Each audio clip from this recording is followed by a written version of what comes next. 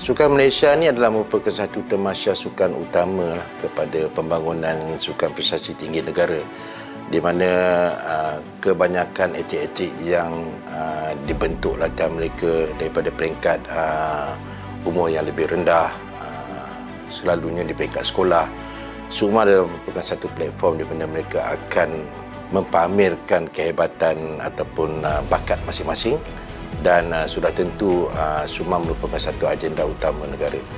Jadi ekoran daripada COVID dan juga PKP yang telah dilaksanakan menyebabkan satu edisi SUKMA terpaksa dibatalkan. Dan bila Johor pula sepatutnya mengendalikan SUKMA pada tahun 2022 dan terpaksa menarik diri, jadi MSN terpaksa memastikan bahawa SUKMA ni akan dapat diteruskan supaya kita tidak kehilangan generasi atlet-atlet negara ini. Dan kenapa kita mengambil alih tanggungjawab ini ialah kerana SUKMA adalah kepunyaan MSN, kepunyaan kerajaan. Kita perlu pastikan SUKMA ni diteruskan mengikut agenda yang telah kita aturkan. SUKMA ni juga adalah merupakan platform untuk kita memberi peluang kepada atlet-atlet yang telah bersedia sejak pada 2018 untuk meneruskan latihan mereka supaya mereka tidak, kalau kita tidak menjayakan SUKMA ini akan menyebabkan mereka berehat ataupun berhenti dan sebagainya. Jadi SUKMA adalah merupakan satu platform juga untuk kita memastikan kesinambungan supply ataupun penawaran atlet dapat berlaku dan cuba mengejar balik kehilangan masa yang telah kita tempuhi pada apabila SUKMA telah dibatalkan dulu. Jadi secara tidak langsungnya kita perlu pastikan bahawa SUKMA ini akan diteruskan, dan itulah sebabnya Majlis Sukan Negara mengambil langkah berani walaupun tempohnya agak singkat untuk kita pastikan SUKMA ini tetap diteruskan dan tetap menjadi agenda utama untuk sukan prestasi tinggi negara.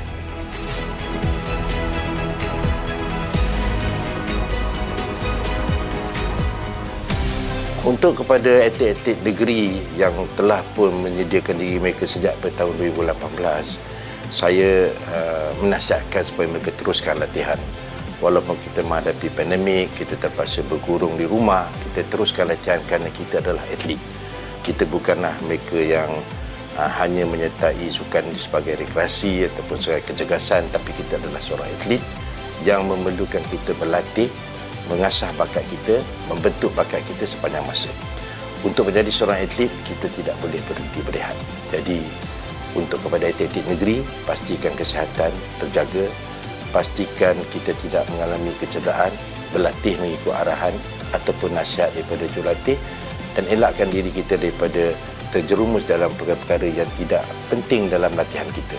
Ini bagi memastikan kita dapat menyertai SUKMA kali ini dalam keadaan kita menghadapi masalah-masalah yang masih lagi berlanjutan akibat daripada pandemik yang lepas. Kita harus mengambil langkah lebih berhati-hati kali ini.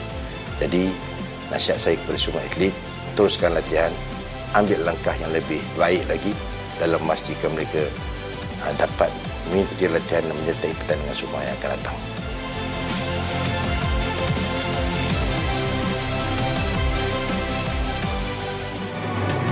Kepada semua rakyat Malaysia, ibu bapa, adik-adik dan kakak yang mana ahli keluarga mereka terlibat dalam sukan Malaysia, marilah kita sama-sama memberikan sokongan kepada atlet kita ini.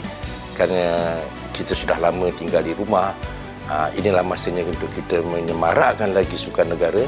Seterusnya kita dapat memberikan motivasi dan rancangan kepada adik-adik kita dalam menyertai SUKMA kali ini. Jom ramai-ramai datang KL, kita tengok SUKMA kali ini.